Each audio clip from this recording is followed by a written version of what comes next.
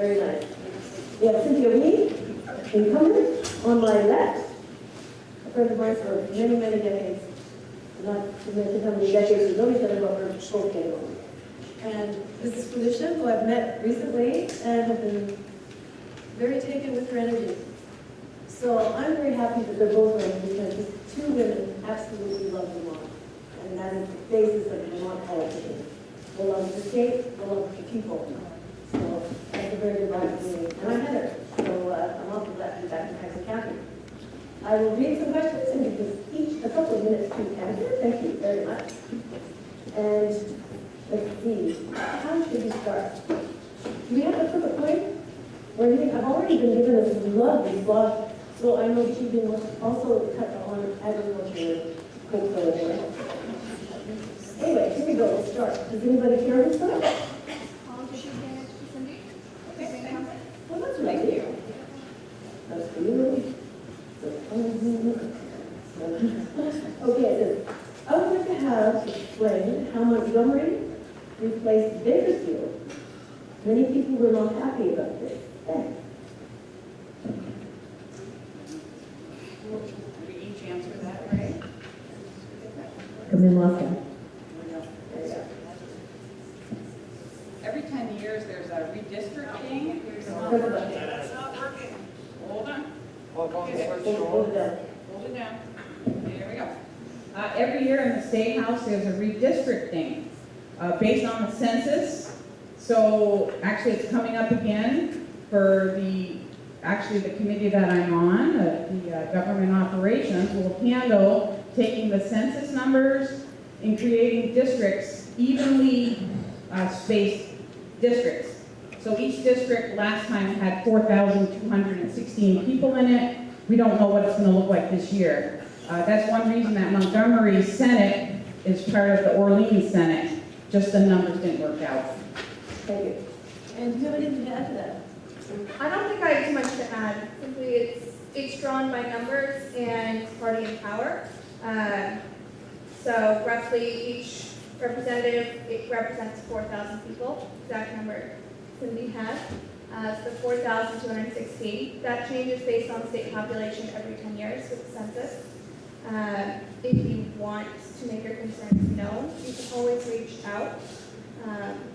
But generally it's done on math and party positioning. Thank you. Okay, this is a question for both, and it says, regardless of platform statements of any party, which you may support, what do you consider bedrock value, it's very hard to read, the bedrock value that motivates you and gives you this desire as a role of a representative? We should read that again. Oh, come on. Okay, I'd like to get to the bottom of it. What is your bedrock value that motivates you to desire this role as a representative? I would say that my bedrock value is justice, equality for all, justice for all, social and civil justice. Those are the things that motivate me. So what motivated me to run in this race at this point was really my desire to see a community that I could grow in and live in, and my peers around me could stay in. As many of you know, I grew up over on St. Pierre Road, went to Enosburg Elementary, Enosburg Middle, Enosburg High School, and unfortunately had to leave the state for college based on cost. What it would have been for 1 year at UVM ended up getting me 4 years out of state at another state. And when I reached out to Governor Shumlin at the time to ask him why I couldn't afford to stay in the state for my college education, he responded, "You do what you have to do, but real Vermonters always come back." So I got my education and I came back.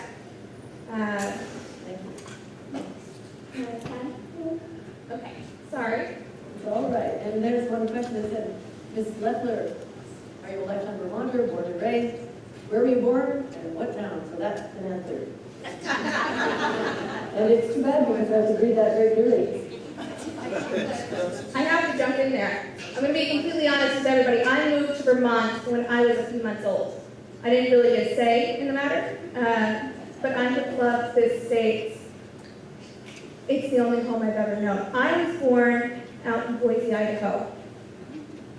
We're forgiving for that. Would you please use the mic? We're having difficulty understanding you. Me? You. Oh, so sorry. Republican governors have not come up with any new ideas for making healthcare affordable for all Vermonters, and all the old ideas of getting rid of community rating, buying out of state, not covering pre-existing conditions have not worked. What would you do? And talking about Republican governors not doing it, what would you do as a Democratic legislator?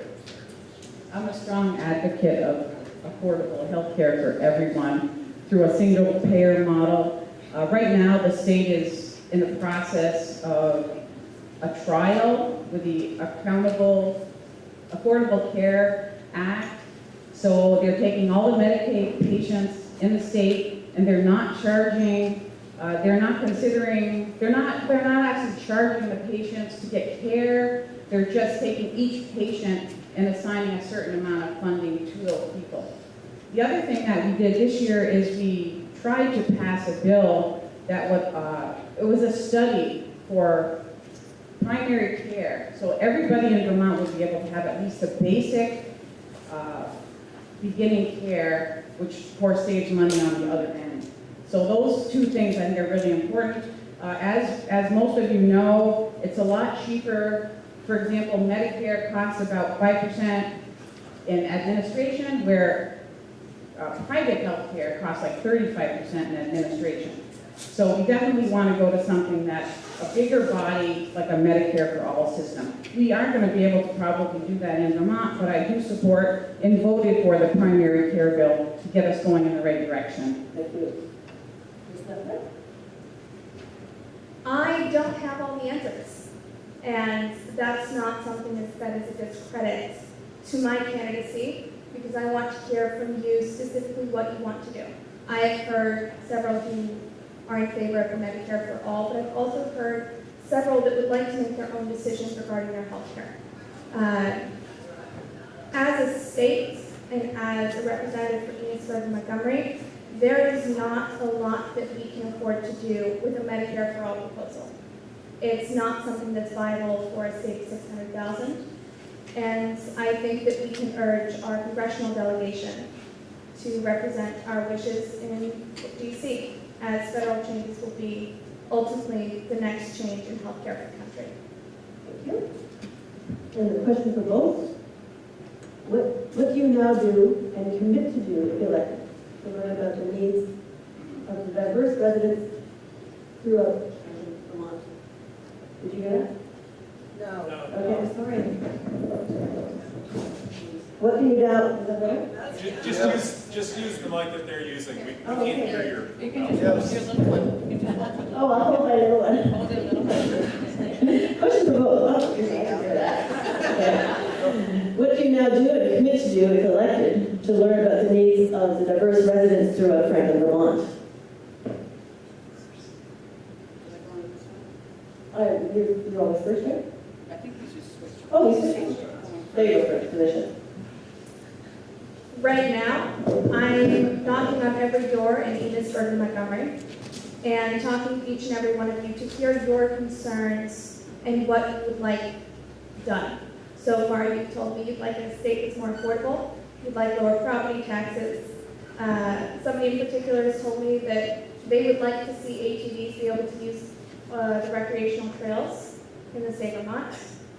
My commitment to you and my commitment always as an elected representative is to listen to your concerns and represent them with as much passion as you have. Thank you. Thank you. I've learned a lot about the population in my 4 years serving in the State House. I think you have to be inclusive of all populations, regardless of race, gender, sexual orientation. I voted for a bill for a gender-neutral bathroom, for example. We had bills around making Vermont more inclusive. My roommate was an African American. My housemate was an African American woman from Wilmington. who ended up resigning from the legislature during her campaign because of death threats against her and her family. So we definitely have a long ways to go as far as offering an inclusive Vermont, and I will do everything I can to continue doing that. Thank you. And here's a question for both also. Was an often repeated complaint that taxes increase, or that they should be leveled, or even abolished. Taxes are everyone's contribution to provide services, and that's to meet our common needs. What would you do as a representative to support reasonably apportioned taxes to ensure a level playing field and services for all?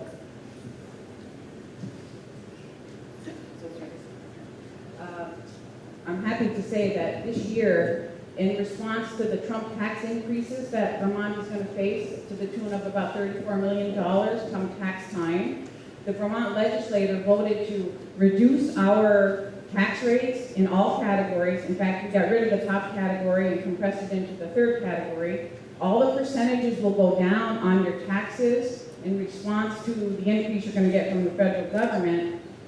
We also took taxes off Social Security this year, and we also raised, for middle income and lower income Vermonters, we raised the earned income tax credit. So we definitely are thinking about taxes with Vermonters. Aside from that, we also offer homeowner rebate for people for their property taxes if you make under $75,000 a year. Thank you. The question is primarily looking at how are we being reasonable with our taxes? How are you going to make them reasonable with giving services for all? Services for all. So that's a little vague in what you want done. What I can speak to is how taxes are currently used and what we can do to be more efficient with them. Through this campaign and through other work that I've done, I've looked at how Vermont appropriates funding to different programs, different studies, social programs as asked for, and other government services. And primarily, I don't see one that needs to not exist, but what I do see is a host of Vermonters that are being driven out of the state due to the high costs. And to that, I think that we need to look at administrative bloat within different agencies. We need to be focused on what we are providing directly for the taxpayer rather than having the state as the largest employer. So for me, I see both accountability and audits on what we currently spend, so Vermonters have a better idea of where their money is going. And from that, moving forward in a way that is responsible. It's my understanding from the records requests that I did that even though we have a state auditor with 15 employees, they've done 0 audits this year. I would look forward to have them review end of year spending, which is usually where people have budgets, and just create a level of accountability within the funding we already have so that there are more dollars available for what we need, and if needed, we can return them to the taxpayers. Thank you. Okay. Okay. Here we go. Where do you stand on public financing of elections? So public financing of elections is an option available in Vermont, and I think it's an excellent option, but it shouldn't be the only option available. Public financing, I believe, for individual races such as this one is $5,000, and statewide races is $10,000, and that's funded by taxpayer dollars. I'm absolutely fine with those staying, and I think that it's a good service to provide so that candidates have the opportunity to run. However, I think that we need to maintain other financing abilities such as donations, simply because the taxpayer shouldn't be responsible for funding people to represent them. I don't think that that's going to create the best candidate, and really people will suffer from their representation. Thank you. One of the biggest problems actually in politics is money. People can, people, corporations, anybody can fund a candidate. And when that happens, oftentimes people feel obliged to vote the way that their donors wish. I don't take any corporate money at all. I just take small donations from individuals. And that's a big contrast between me and my opponent, who takes money from a wealthy couple in Massachusetts who also funds homophobic organizations and hate groups. So I think there's a big difference here. If you want an individual that's going to represent you, then you need to vote for somebody that you fund and that isn't beholden to corporate interests or to any organization that has an agenda. I'm not, I do. Response to that? Yeah. First off, you didn't look at the entire campaign finance report if you think all my money comes from yours. And you've made very clear your opinions on that. I'll be very forthcoming. I have been very fortunate that there are several people that have funded my candidacy, and more than I thought was ever a possibility. I have not solicited donations from anybody. I have actively turned away money that comes with strings, such as corporate donations for votes. And in no way, shape, or form am I a candidate that responds to money with votes. Thank you. All right. Do you accept the science of climate change, and what will you do about it?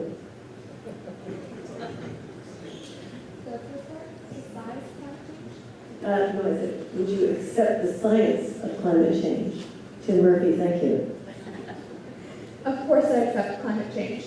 You can see by just our weather patterns in the last few years that there are drastic changes happening in our environment, and we need to be aware of that.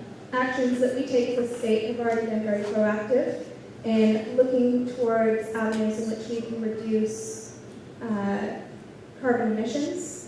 That being said, a carbon tax is not one of those options that is feasible for Vermonters, but there's a lot that we do. There is an incentive to buy cars that are efficient. There is incentives to heat your house with efficient means. We have Efficiency Vermont simply for the reason of making sure that we are protecting our environments and everybody has the opportunity to improve their home in a way that helps. Thank you. Yeah. Yes, I certainly believe that the climate is changing. I'm actually a member of the Climate Caucus in Montpelier, and I have a 100% environmental voting record. So I certainly put my votes where my beliefs are. I think we need to expand the different modalities we have for renewable energy, and also we have to conserve as far as insulation and drive more fuel-efficient cars. But obviously the cars are not cheap, so there's lots of different avenues besides just cars.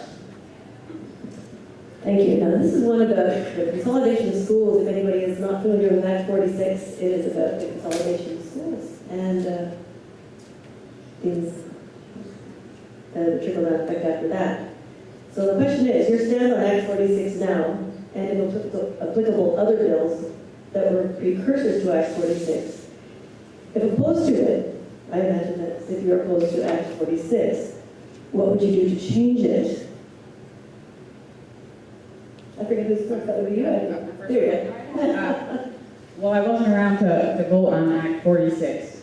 I agree with some of the goals of Act 46, quality education at an affordable price. What I don't agree with is the fact that in the bill there was an opportunity for schools that either met the Act 40 goals or didn't want to merge, that they were able to not merge. But it looks like the secretary and the state board is not allowing that for very many schools. So I think that the state board, I've been very active with Act 46. I've been to lots of meetings starting last December, all the way through probably 7 meetings till today. I've written letters to the chair of the state board, and I had an hour conversation with her in support of my district's desire not to merge. I am hoping that the state board maybe implements a waiver so those schools are not forced to merge. Maybe they should be accountable to the recommendations of the board and that it should be revisited later, or maybe a discussion happens with the legislature to put in a subsequent bill that might help. Thank you. I think one of the big differences between my opponent and I is that I have never supported Act 46, and the goals within are misconstrued if you read through the bill. Cindy, you voted for H883, which was passed while you were first elected, voted on, passed by the House. That bill was a more aggressive form of what then became Act 46, with a 6-month rollout instead of a 2-year rollout and consolidation into much larger districts. The goals of Act 46, claiming that they want an affordable education, is lofty. We have 30 years of history and legislation that describes why we're in the situation we currently are. In order to provide an affordable education for students in this state, we need to look at previous decisions that we've made and find a way to modify those to our current needs. That being said, I've been very fortunate to attend many of the meetings regarding Act 46 from the first hearings that were held in Enosburg and Montgomery 2 years ago, to the meetings in Newark and Franklin and Montgomery, especially with the recent vote on October 1st that was to join a lawsuit to sue the state for rights to control their schools. I think local control is really what defines the schools in Vermont. We have a choice to vote on our budgets, on our style of education, and providing what's best for the students will always be my top priority. Okay. Yeah, I just want to respond to the bill that was mentioned in the 2013 and 14 session that I voted on. I think it was H883. It was a voluntary consolidation bill. Nope. So that bill, if you read through the first 2 pages, it speaks about voluntary, and then it goes down to establish that if they did not merge voluntarily, the state could assess those districts into forced mergers. And I would be more than happy to make that link available to anybody, and it's actually in my response to the Courier's Q&A this week. And speaking of the question of the paper, this writer says that you work for a paper, you're associated with the newspaper's Coalition. I guess everyone knows that. It's a romantic association, isn't it? Yes, so my association with the County Courier is that I happen to fall in love with the man who bought it. Anyway, here's the question. Go for it. It says that the Courier has not spoken against the President Trump, who has called journalists enemies of the people. How do I know you'll speak up for the tenants of Enosburg? Not sure the connection between the newspaper's editorial decisions and my candidacy. I can't be really weird. Enosburg, I'm not going. If you've had nothing to say thus far. But I guess this writer thinks that you are associated with the paper as a journalist rather than as a romantic interest. No. My only association with the paper is that my dog stays there during the day. And when short of graphic design, I helped the advertising. That was several months ago. And since there's a new graphic designer there has never been any editorial collaboration between my campaign and the paper. And quite frankly, I'm very sure that there's a disclaimer listing exactly that.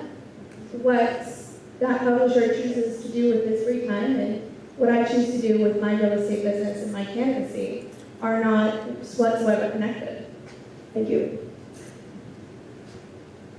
There's one question here. It says, do you intend to vote for more laws, more gun laws? More gun laws?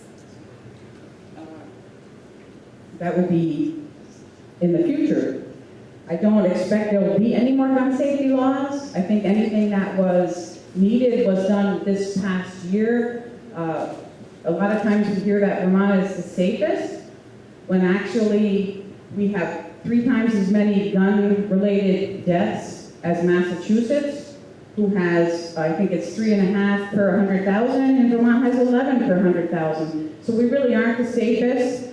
Some of these bills, the bills were designed mostly to deal with suicides, accidents, and homicide, and domestics.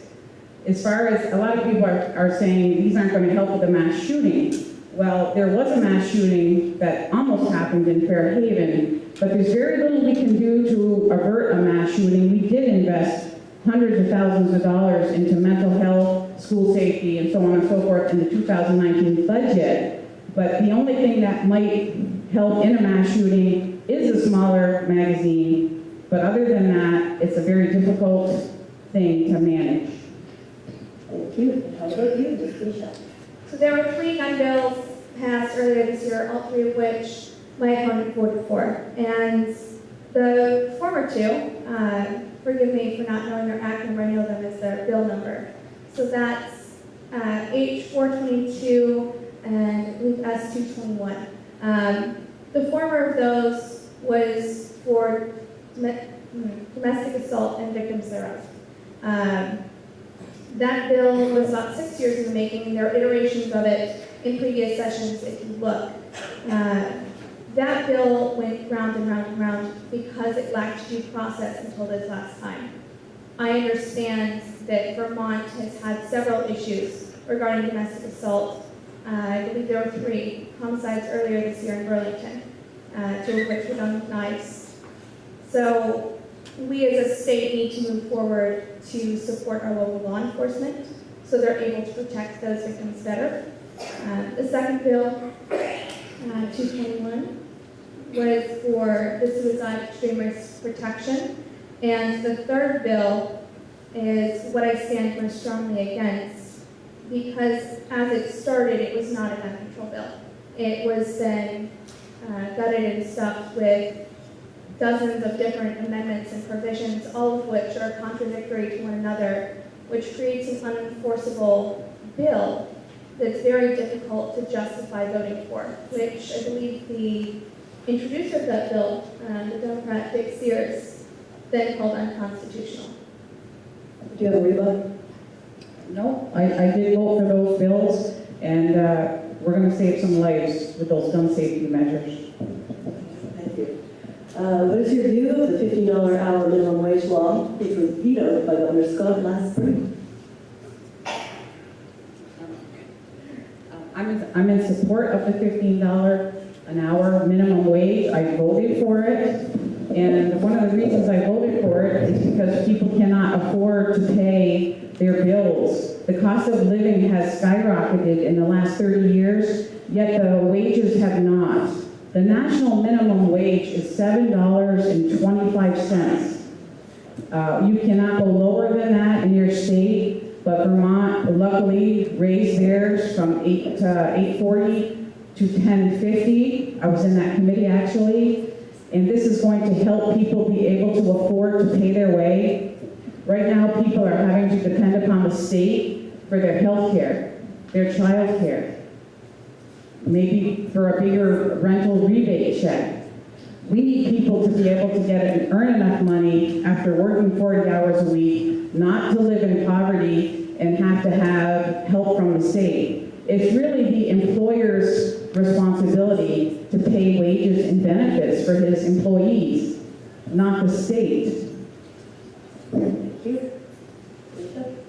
So when the state last passed the minimum wage increase 4 years ago, it was included with a CPI increase, so a cost of living increase that goes up annually. And that was done, and the bill was passed with the agreement after much discussion on the floor that we would not need to raise the minimum wage again for several years, since we had accounted for that cost of living increase. Now, Vermonters can't afford Vermont because we can't afford the property taxes and the trickle down from that onto rents, onto housing. And furthermore, we drive industry out of this state. Between Act 250 and property taxes, I know of several businesses that have expressed their desire to expand and their inability to because of the permitting costs. I spoke with somebody on Monday who was looking to expand their business in St. Albans. It was going to be a $1.3 million expansion, and it was going to be about $40,000 in permits. So if we're looking at people being unable to afford the state, that comes from the fact that we are stifling our employers, and there is not the opportunity for people to seek out the careers and the jobs that they can then do and live on. Thank you. Okay. So Cindy, who does the organization called VPURGE answer to, and have you signed on with them to vote for a carbon tax?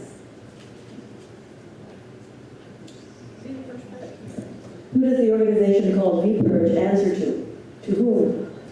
I can't answer that. I don't know who VPER answers to. Did VPER get me to sign on to a carbon tax? No. What do you think about carbon tax? I know there has been a discussion about this around town.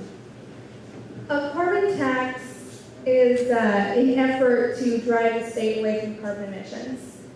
And it's doing that through penalizing people for buying carbon-based products such as heating oil, fuel for your commutes, and other related products. I believe the recent estimate based off of the Essex plan that is the bill that was presented for the carbon tax was 88 cents a gallon on standard gasoline. My main issue with the carbon tax is that it targets rural Vermont specifically. We don't have the same access in the town or in Montgomery to natural gas as the village has. Colchester and Burlington and some of St. Albans have access to natural gas. Commutes are a big thing. I know people around here commute more than those that are going to be living in any of our more urban areas. So in principle, I don't think that we need to be charging people more to live their lives. And then the second part of that comes in the plan for the carbon tax was to take that money from that tax collected and use it to subsidize electricity bills from people switching over to electric forms of heat and mobility. If that plays out in the long term, 15 years down the road, sure, we might have less carbon emissions. But now we don't have the same amount of money coming into that tax to subsidize the electricity bills for your heating, for your new electric car, for all of these things that we need to have a successful rollout of the carbon tax thing. Should you agree with that? Or would you like to say anything about it? I was at a presentation of the Essex plan. They presented it at the Climate Caucus. And it is true that the money you spend on fuel, and I don't believe it would be 88 cents for 10 years or something, that would go back to you in electricity. Regardless, that there could be a completely different bill next year. You never know. One thing I do know is that we're past peak oil. Our oil reserves are going to diminish over the next 50 years, and we're going to have less and less oil, and it will be more and more expensive. So it behooves us to look at renewables and also, as far as climate change, to reduce the burning of fossil fuel. I don't have the answer, but I'm certainly open to learning about it and helping make a difference for my grandchildren. Thank you. Okay, I think this one's for both of you. It says, are you for privatization of public services like the post office and VA healthcare? I think that privatization of different state-provided services is a very serious thing to consider. I'm not going to say one way or the other without any facts in front of me that privatization would work out for the best for Vermonters.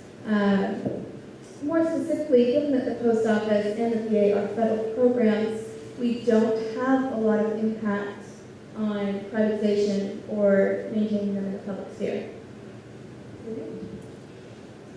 Generally speaking, I would be against the privatization of government entities. I think that they're doing fine. They're usually run at a very reasonable cost. So I certainly would have to look into everything, but as a general feeling, I would be probably against privatization. I certainly am against privatization of our schools. Okay, thank you. Let's see. Penmanship wasn't a goal of many of you, was it? Okay, I split. Okay, we get what you did. Cindy, in this week's Courier, I think this has already been asked to directly answer the question about would you, and that's about Act 46, but we've already gone through that tonight. Do you think you covered it properly? Yeah. All right. Okay. Too bad I can read that one too. Okay, campaign funds are important to campaigns, and would you accept golf? Okay, we've done that one too. That's good. People have the same interests. What local boards or organizations have you served on that would provide real-world experience to help you understand the issues facing this district? What local boards or organizations have you served on that would help you understand the issues facing this district? I don't think we have enough time to discuss all of those, because you've been on so many, and you've been hanging out with so many people too. You want to answer that? I think that everybody should give an answer to that question. All right. I'll just very briefly summarize experience relating to you guys. Growing up here is a basis for knowing many of you and being able to have frank conversations about what concerns you and what you want to see your state representative do. In that regard, I've been very fortunate that so many of you have been willing to share your concerns with me, and so I have a hefty list from down to Montpelier in January. On that, I'm very involved with the Enosburg Initiative and the Enosburg Business Association.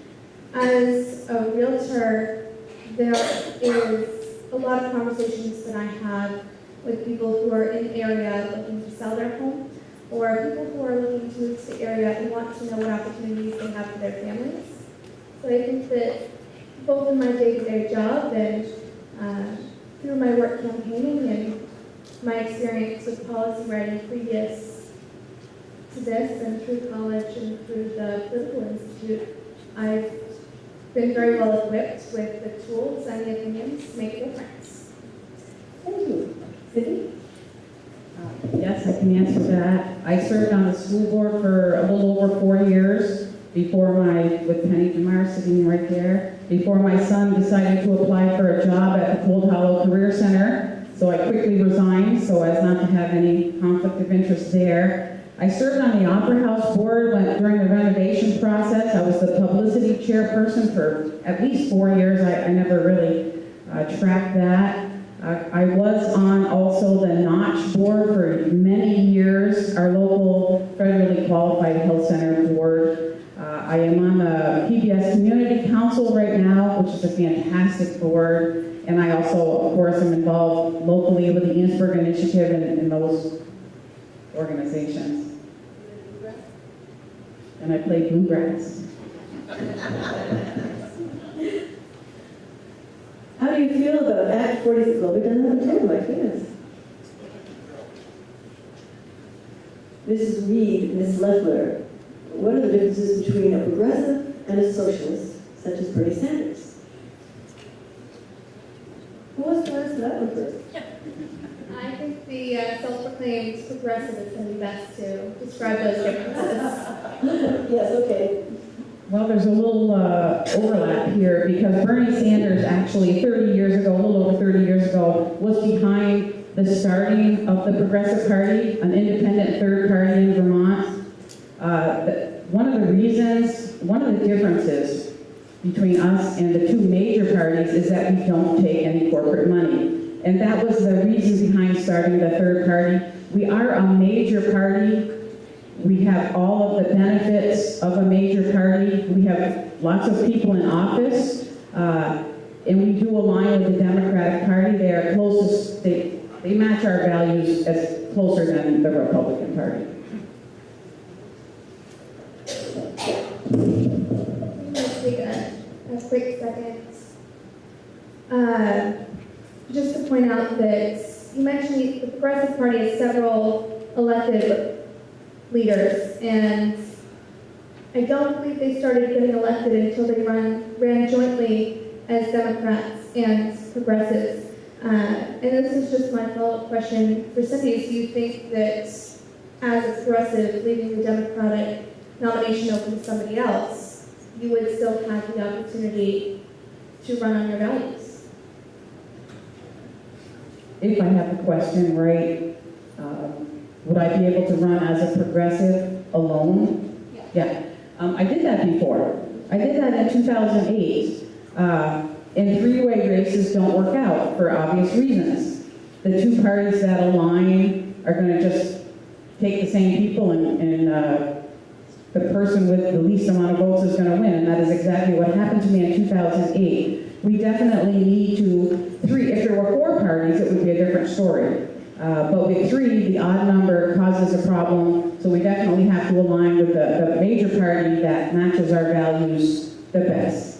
And I was a lifelong Democrat, and I am a Democrat at heart, but I also have a piece of the Progressive Party in there that's very important to me, and the part about the funding is the most important. Thank you. For both of you, what actions would you take if a former resident of Enosburg or Montgomery moved and is now domiciled elsewhere, yet still on the voter roll here? I think the most important thing to do is reach out to them and re-register them where they're currently living. Heather, you just moved and you recently re-registered, right? Yes, yesterday. So I think it's really important that people vote for the people where they live to represent them, and the best way to do that is to have accurate voter rolls. So I've personally reached out to several people that are on the voter roll that I know personally who moved and helped them re-register just this year. It's funny because it's a good question. I was thinking of just coming back and voting because I know everybody, but they said no. It's too bad. Okay. Have you answered that?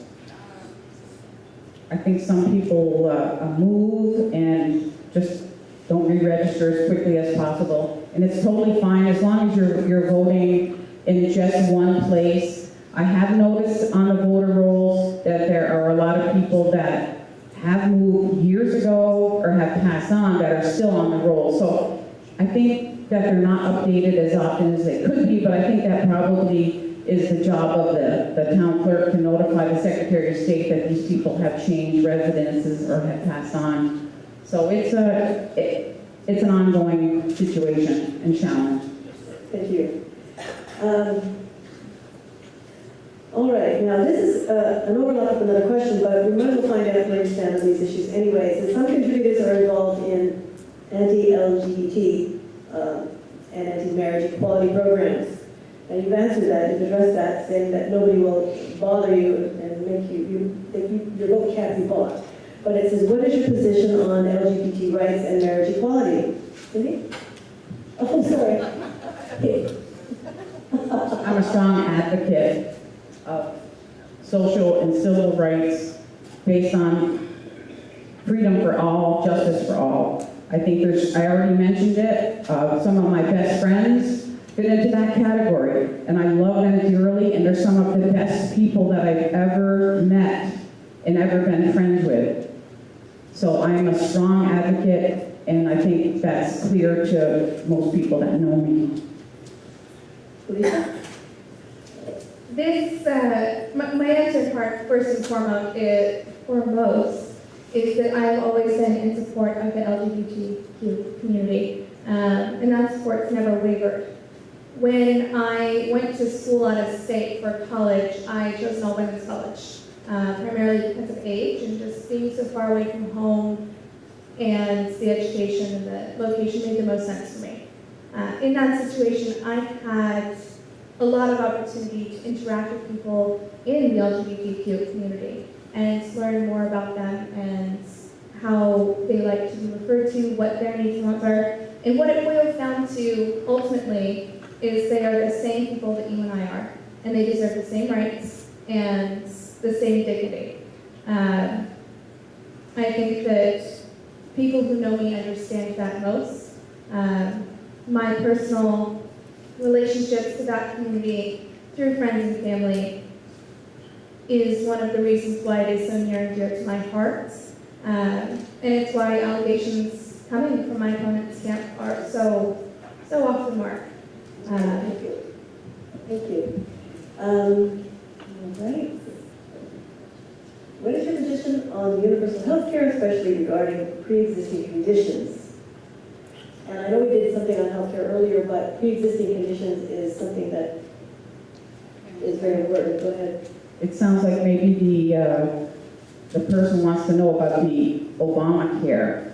And I am a strong advocate of Obamacare. It insured thousands of people that were uninsured before. And one of the things that it also did is it allowed young people to be on their parents' insurance until they're the age of 26, which people have really, really, really appreciated. With regards to pre-existing conditions, I'm just going to ask permission really quick. Hey, Madeline, can I use your story? Thank you. In my family, my youngest sister, who's sitting right dead center here, was born with a very unique genetic condition that makes her allergic to just about every single food in the supermarket. And due to that and other differences in her little body, she also struggles to grow. And we have been very fortunate through my father's service to our country that she's covered through his health insurance, and that has not been an issue for her thus far. But I am heavily invested, both emotionally and politically, in making sure that those of us with pre-existing conditions are not treated differently by our insurance companies. Thank you.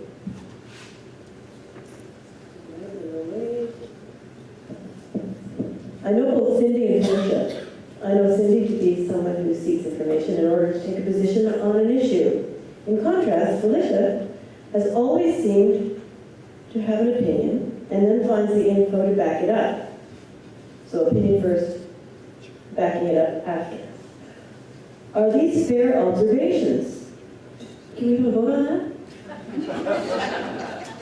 Votes for number 6. Do either of you want to address that, or should I just put it to the floor and say, hands for people who think? No. See? So that's good, not a good idea. So is this a question that can be answered out here? It's a very... No, but I think that there can be some explanation as to how we form our opinions, how we form our principles. I think so. Okay. Cindy, would you like to start? That's the last question.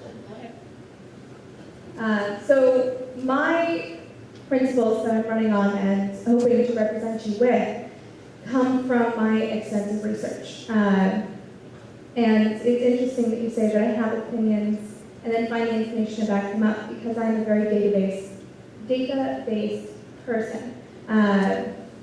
My degree is in government, and a lot of that ties to political science, which is analytical at heart, but principally comes from what are the facts and historically what has served us best, and with our current climate, with our current population, what will serve us best, and then what's right. So I think that most of my opinions were formed with the help of my teachers here at Enosburg, my professors at college, and my parents. And the data that I found along the way that has helped modify those and shape them into the candidate you see before you. Thank you. Cindy? My opinions are partially shaped by my values, my family, and a lot based on my experience. I also am very dedicated to doing additional research, looking for the opposite opinion of from what I already have formed, and putting it all together to come up with, I think, an educated and experienced opinion. Thank you. Well, we have about 6 minutes left in what was allotted as time, and there's one more written question, 2 more written questions, and then I'm going to leave this up to either of you, both of you. We were going to open it up to the floor for anybody who hasn't written a question, but we keep that very, very, very fast, if you would please, because we're going to keep the time as we suggested. So one more written question, and then perhaps open it up for a couple of questions from the floor for people who discovered something in the middle of this debate. Okay, thanks. Given the recent... Okay, there we go. Oh, my goodness, thank you. Okay, thank you. Given the recent report on global warming, okay, we've done that. That's good. So that's one last question here, 3 more. Cindy, your campaign, oh my goodness, your campaign single-handedly gets hundreds of absentee vote requests, including one for me last cycle. I did not give you permission for that. Instead, you took my name from the year before, and I can't read the rest, I'm sorry. Marginally legal, should it be? Well, this is marginally legal, should it be? And I guess that's because absentee ballot vote requests, including one from the last cycle, was taken with permission. I have never requested an absentee ballot for somebody without their permission. I visit people, and actually they know me so well now after so many elections that they are waiting for me and expect that I'm going to fill one out for them and they're going to sign it or they're going to fill it out. But certainly that wouldn't be ethical, and I have no recollection of doing any such thing, but certainly I'd like the person to approach me after the debate and we can discuss it. I'm shocked. Thank you. If I could. Oh, That was good. She's sitting, but you are certainly lost. all right, thank you. Through my door knocking, I've come across several people that have absentee sent to them every year, which I encourage everybody to vote, of course. But I've heard, oh, the state sends me this because I'm disabled every year. Or I believe I signed up for it once and now I always get it in the mail. Or I've spoken to several people who, when I said, oh, I can see here you've requested an absentee ballot, which is public information, they flat out said, no, I did not. So I don't think that the dozens of people I've spoken to are lying, but I do think that there is rampant abuse of the absentee requests by a person authorized by voter. I think that that needs to be reviewed and certainly audited by our town clerks, because the most important thing in an election is that it is free, that it is fair, and that it is accurate. I visited with some folks recently, and they had gotten ballot requests from Senator Bernie Sanders on part of his postcard, and they were filling that out to get their own absentee ballot request. I've never heard of disabled people getting a ballot from the state. News to me. Okay, thank you. We'll check that out. Mm-hmm. What do you think of term limits? I think that term limits, I'll start over. I used to think that term limits were elections. I thought that the people of the district had the opportunity to vote out that candidate and choose a new one that represented them better. Seeing that in Vermont we have several seats, I think this year it's 83 seats that are going unchallenged in districts where people have been there for over 20 years, and our congressional delegation has been here literally since 1975. I think that term limits are something that we need to seriously consider so that we have the best representation that really understands the district and hasn't been in the legislature so long that they've disconnected from the needs of the people. I think we have some great people that serve year after year after year, and one of them is Bernie Sanders. And I don't see that he needs to be replaced and that we have to have term limits. I would be open certainly to studying it, the pros and cons, but on the surface, I think the elections are the term limits. Anybody can run against these folks if they think they're too old or too whatever. Thank you. Old is moot. Okay, what did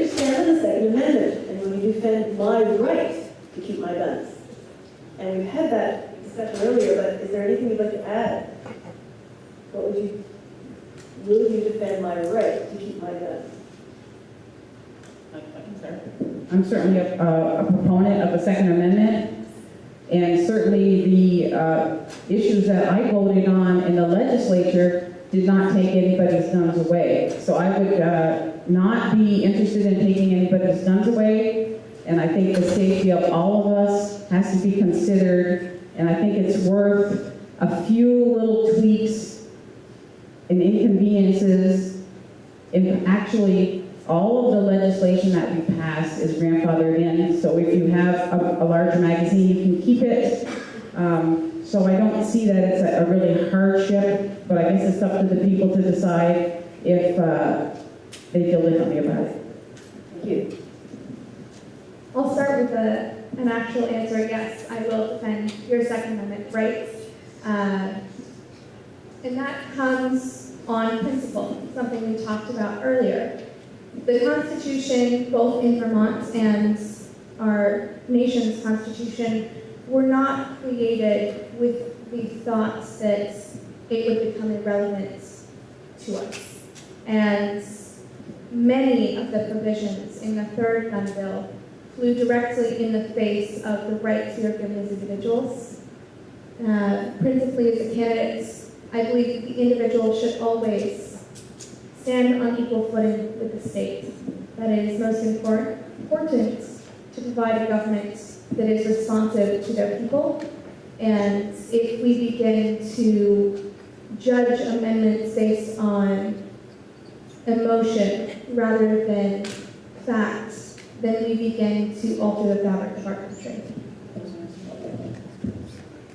Certainly there has been federal legislation in regard to firearms in the past, so this is not a new thing. I definitely believe in the Second Amendment that people should have the rights to bear arms for their protection or for their enjoyment, for target practicing, or whatever they want to do with them. Thank you. And a question here. Income-based tax versus property tax for education revenue. What will the impact be tomorrow and in the future with respect to young families staying in Vermont or young families coming to Vermont? Income-based tax versus property tax for education revenue. I think this goes back. So there was a proposal to switch over the system which we base our taxes from property over to income, which I principally think is a terrible idea. We have property taxes to pay for education like almost every other state in the nation because it creates a stable base of taxes in which schools can count on for their budgets. Income is much more volatile. It reacts to employment as well as the general market. So let's look at 2008. Say all of our schools are funded by income. If you're seeing a double-digit unemployment rate, you're seeing that your schools now don't have the funding to educate our kids. I think there's a lot of other logistical issues that come with switching it over, and that comes from having a state that has worked very hard to have a property tax that accounts for everybody's level of income in a way that is responsible, and trying to move it over to a system of income where it is still equitable and stable is going to be something that doesn't feasibly work. And that's based on my research of the proposal this year, as well as other states who have different systems. Thank you. Cindy.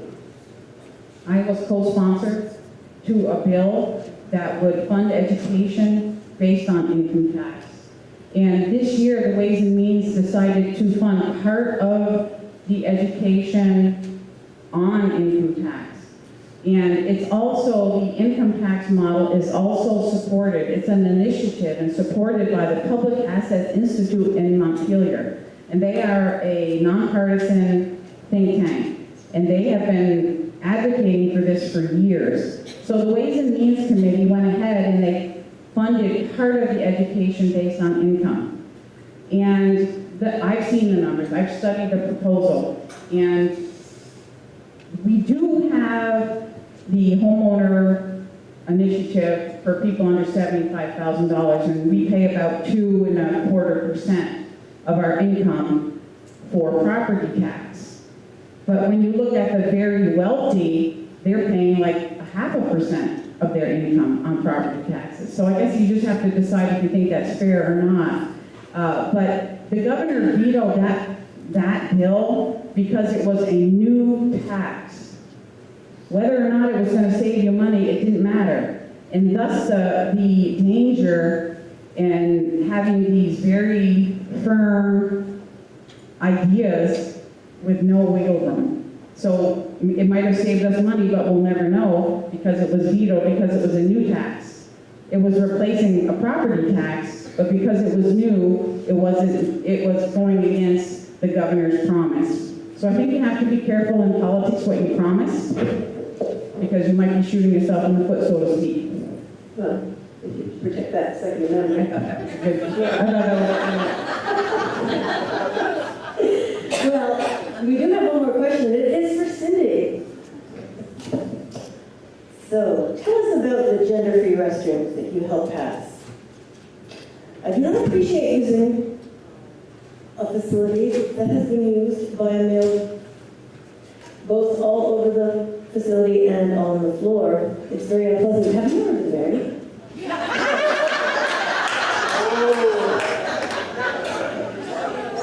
So this law was not a positive move. What is your response to that?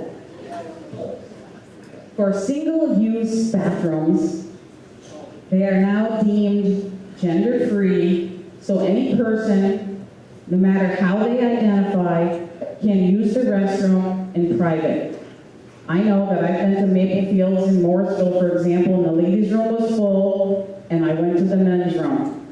So I think the cleanliness issue is a little bit different. It's not like there's, That was the last question, because is that nice?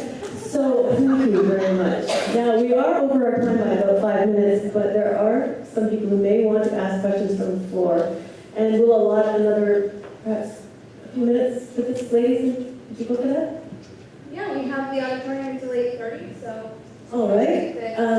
That's lovely. Would anyone like to ask a question who has not written a question to us tonight?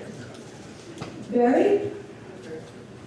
I'd like to know what both candidates think of the criminal justice system as it's working now, and what changes, if any, are necessary. All right, Lisa. Barry, are you speaking about the criminal justice system as regards to the nation or as regards to Vermont? You're running for office in Vermont. Okay, so I'll address that based on the Vermont prisoner situation in which we send them out of state. Vermont has facilities that we are not currently using, which we can hold people that are incarcerated. Having toured several facilities in the state, I think that we do a better job than others to make sure that those that are incarcerated are treated fairly, that there is not an excess of violence, and that our guards within are honest and accountable. So I think that as a state, we do much better than other states. I would just like to see Vermonters stay in Vermont. I also would like to see Vermonters stay in Vermont, where they can get treatment and they can be in their hometown, or their family can be around them. It's very, very difficult for families to travel to Virginia, Kentucky, to be with their, I lost it.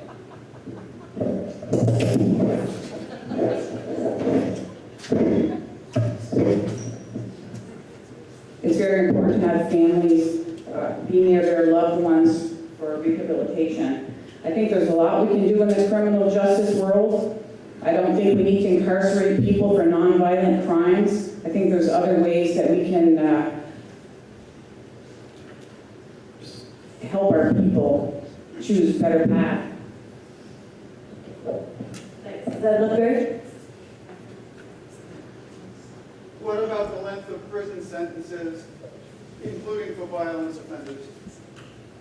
What about the length of prison sentences, and that includes violent offenders? Do you have an opinion about that? Length of sentencing, and that includes violent offenders.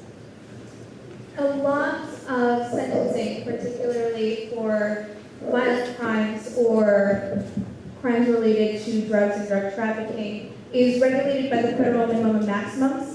That being said, I think that those systems are flawed. It should be, and it is why we have judges that have impartial decision-making and understand an individual case and makes a judgment based on that. Yeah, I also agree. I am not for mandated sentence lengths. I think each individual should be looked at as an individual, and that the incarceration or the punishment should be according to what the person needs to improve themselves. Questions from the floor? Thanks, Rick. I see a hand. Please stand. Is it better to pass around this microphone for everybody? You go right ahead.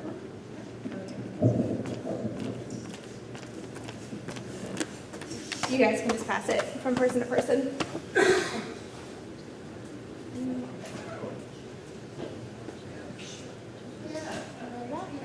She had a question down here. Yeah, we have some questions over here. Is it all right if you pass this to you?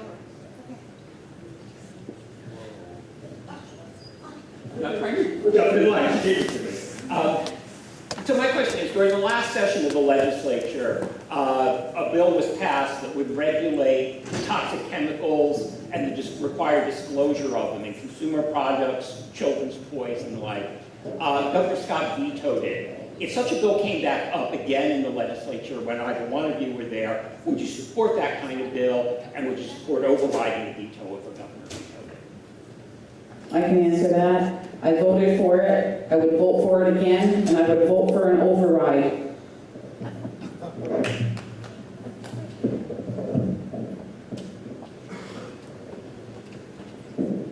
Such a bill did come up, and the governor did veto it. I believe in his response it was due to a clause within the bill, not the premise of. I would like to see that bill come back that can really protect Vermonters, and I would vote for the labeling and protections and disclosures of chemicals.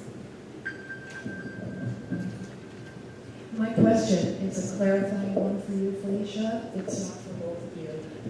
You stated earlier that you have policy writing experience, and I'd like you to respond to where that is. Absolutely. So I was very fortunate that I attended school in Virginia. They have an election every year, and I was able to work on campaigns and internships every year for different candidates. Part of my job responsibilities within that campaign was to draft policy for my candidate. But my formal policy writing education came from the Sorensen Institute for Political Leadership that's held at the University of Virginia. And through that, they take a group of individuals they've selected and teach you in a residential campus how to write policy and work together. My group was given the topic of education. There was five of us included, and one was an anarchist and one was a democratic socialist, and all of us had our own ideas.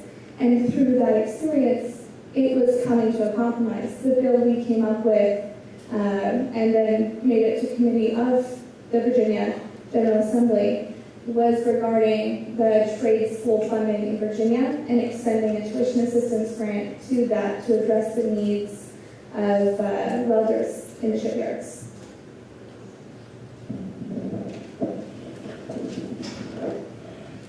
My question is for Cindy.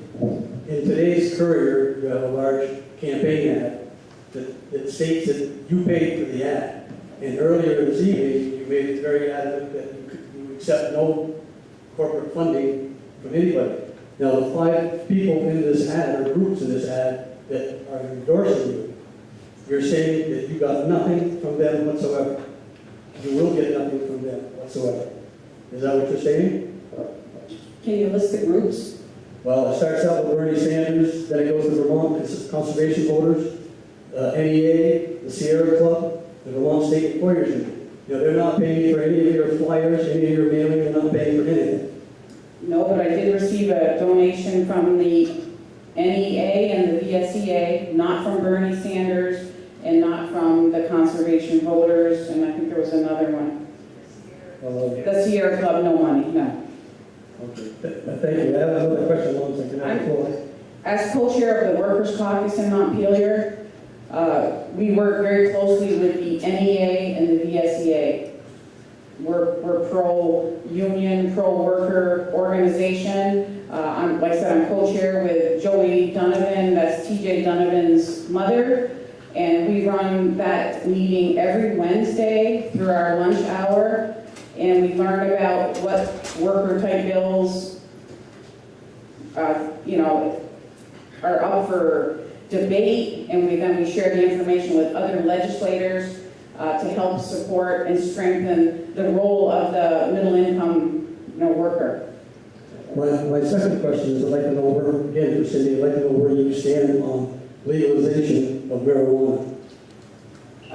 The legalization of marijuana passed last year. No, I'm talking about the selling of marijuana. Sorry, I just stated. I understand that the personal use is passed. I'm talking about in the future where shops will be set up and it'll be sold. You're talking about a tax and regulate bill? Is that what you're talking about? There's no bills made yet, so it's kind of hard to comment on something that hasn't been created yet. Yeah, where do you stand on the legalization? I voted for the legalization of marijuana. So you talked earlier about looking out for your constituents. Yeah. Well, a lot of your constituents, including police, nurses, children, doctors, they all went to Montpelier and said, please don't pass that bill. And yet, you did anyway. So And they also said the same thing about alcohol. Adults over the age of 21 have a right to choose a substance to use in the privacy of their own home that is less harmful than alcohol. It looks to me, though, that you're picking and choosing your constituents. Thank you. Are there any more questions from the floor? I got one. I'm not laughing. The mic, sir. Boy, every year. This might to both candidates. Would you support term limits on some type of social programs as EBT cards, fuel assistance in this building? Thank you for asking that. So I'm a huge proponent of the Utah system in which residents have the ability to use such programs to get back on their feet. And then there is a much more scrutinized application for any recurring use of that program within a 10-year period. Something that we need to address is fraud in our systems, which is why I'd like to see the state auditor have audits done, unlike this year, so that we have the resources available for those who need it, and we're not misusing them. So I think that to directly answer your question in a roundabout way, we need to have caps in which we help people get onto their feet and then review in a more scrutinized fashion for why our help didn't work.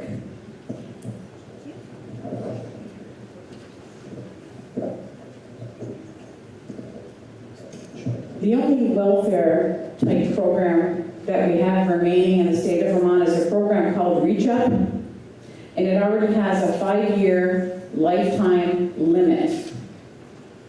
The other programs that you mentioned, the EBT card, that's a federal Department of Agriculture program, and it's for the people that I spoke about earlier, the people that are living on $10 an hour and don't have enough money to buy food after they pay $1,000 for their rent. The fuel program also, sometimes we get subsidies, the federal government gets them to the state, another for the same group of people that can't afford to stay warm. And there's also people right here in your community, including at Riverbend, that have For the seniors, I learned this year, for the seniors, they don't have to humiliate themselves with a food card. They are given a check equal to the amount that would be on a food card. So you don't have to look very far to see that people cannot survive on Social Security when it's $840 a month and they're living at Riverbend. They get extra money through the EBT program. And I would think very carefully before I advocated cutting either one of those programs. And as I said before, the Reach Up program has been limited years ago. I'd say 3 or 4 years ago, maybe 5. First time I was in Montpelier. There is a limit. Another question from the back, yes? Thank you. This thing on? Yeah. Okay. So you wondering for kind of the minimum wage increase. Now there is people out there that do not get minimum wage. You said business owners and the farmers. The farmers can get paid federal. Now the farmers are working ridiculously hard, and when you keep increasing the minimum wage, everything goes up. Feed, and then well, you get feed, your food, you know, all the animals need to eat. You need to feed your kids. And it's just not going for us. So we're sitting here struggling like crazy. And then, of course, you see other people that are getting paid more than you that are sitting on their butt. So it's like, how is the increase supposed to help these people that are working so hard when everything else is going up around us and our employees can't give us what we deserve because everything else has gone up. So our raises go either the feeding for the cows. Our raises go for, you know, feeding the kids. And it's just ridiculous. Because everywhere around you, you work so hard. Either you're a business owner or you're a farmer. What is your question? I'm getting to that, I'm sorry. I understand though, I totally get it. And you see other people sitting on the butt. You said that it was for these people that just couldn't do it. But I've gotten to the point where I'm going to be making minimum wage next year. There goes my raise because that other person is getting it. So how is this supposed to help me from working so hard and this person sitting on the butt, but we making the same amount because our employer can't afford to give me the raise that I deserve because that person gets my raise. So how is minimum wage increase supposed to help us hard-working ones that deserve a raise, but our employees can't give us a raise because it is going to the minimum wage increase? Thank you, Mayor. I think you might be talking about farmers, if I'm not mistaken. Farmers and small businesses. Well, I know, I'm going to stick with farmers for now. I know that the state offers lots of programs or lots of benefits to farmers. For example, you don't have to pay overtime. I don't even think you have to pay the minimum wage. You can use your vehicles on the road without certain registrations and certain CDLs and so on and so forth. So we definitely bend over backwards to try to help the Vermont farmer. We certainly can't control the price of milk. That's a federal issue mainly. So I don't know how I can answer the minimum wage question in regard to farmers. What about businesses?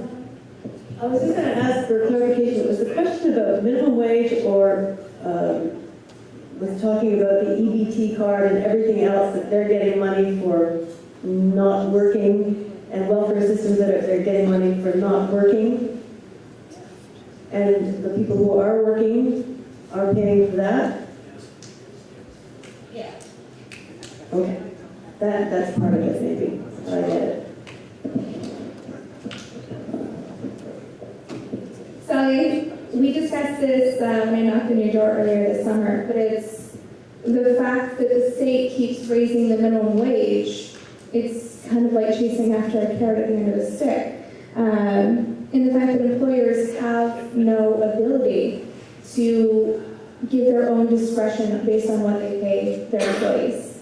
I think if you look, just do a quick Google when you get home, If you look at any job openings in Montgomery or Enosburg, all of them pay $12.50 or less. We are already looking for employees above minimum wage.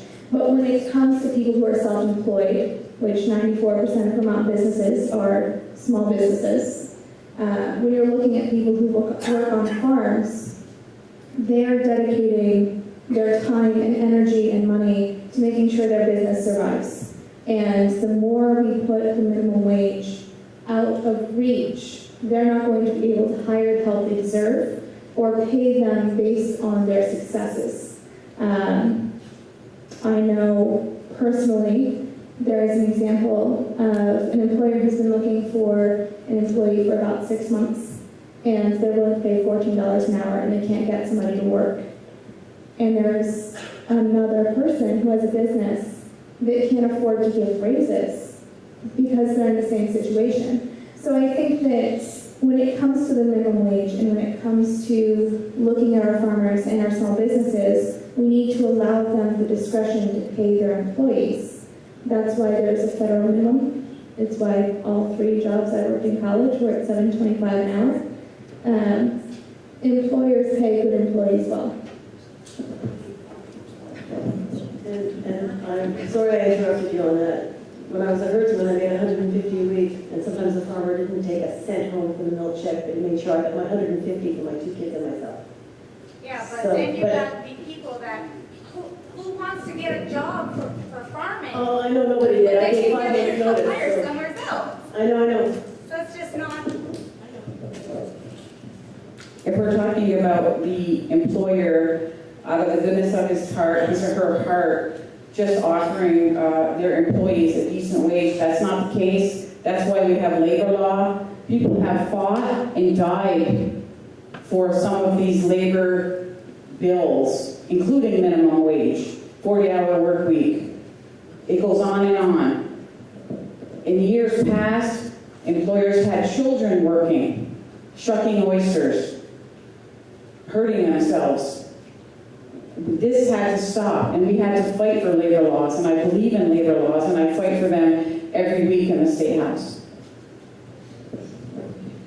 We have 5 minutes left with rental of this hall. A question right there. My question is concerning, I believe, what was being said back there about people who sit on their butt and collect money from our state. I see it every day, and nobody can tell me I'm wrong because I see it and I hear it from other folks who get the front row seat from it. We need an audit in this state on people that are using EBT cards and all different sorts of subsidy programs who are anywhere from 18 to 35, that they can walk around, they can drive around, they can talk, they're on their phones. In today's day and age, if they can do those things, they can certainly get a job. As a call answerer, on the computer, I would like to know what you, Mrs. Leffler, and you, Cindy, think of our welfare program auditing every family or every couple or single that receives one of these welfare programs, because it's a drain on our state. Thank you. I think that there's a family misusing their EBT card. I also learned this year that the cards that go into the credit card machine also have some people's benefits on them. It's not just for food always, so they might be using their benefit portion to buy something that you might not consider food. Lottery ticket? I think if you see somebody that you absolutely know doesn't, I don't know, I guess if you're low income, you can also have a food card. So I think you have to be careful rushing to judgment unless you really know. Obviously, we're not for any kind of welfare abuse. In the Reach Up program, you have to be working in job training or in school. So there's a lot of people that are working and are using the EBT card, and that's the way it is because they don't have enough money to eat or support their families. So certainly report it if you see some abuse.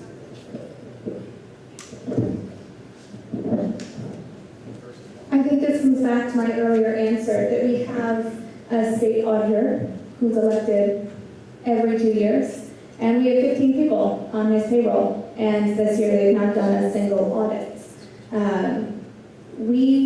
And I know myself personally, I won't speak as a group, I'm never looking to disadvantage a family, to take food out of their mouths, or to take help away from them when they need it. What we do need is honesty and accountability, and I think that comes from spurring the state auditor to do their job.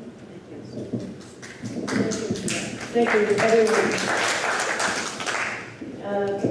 I think that would draw our debate to a close, and I want to thank the audience for being One more. spectacular, and of course the board. Please. Thank you. Go ahead. Appreciate it. It's no secret that people come across the Vermont border illegally and in some instances commit a crime. So I'd be interested in your view, your position on whether Vermont local, state, police, and sheriff's departments should be able to work with immigration and customs enforcement.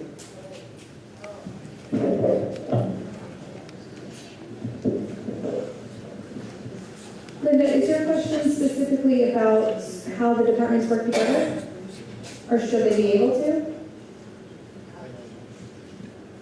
When there are crimes that affect the safety of the people of this or any other state, then we need all law enforcement cooperating. To that effect, learning a lot from our current sheriff's department that does most of Franklin County, they already work together on several instances. Specifically, if it's not within the sheriff's department purview, they hand it over to Border Patrol, or they can work together as they have with several cases. So I'm proud of the way that we have worked together in the past, and I look forward to seeing that in the future. So I think an informed community that works together is going to be a safe community.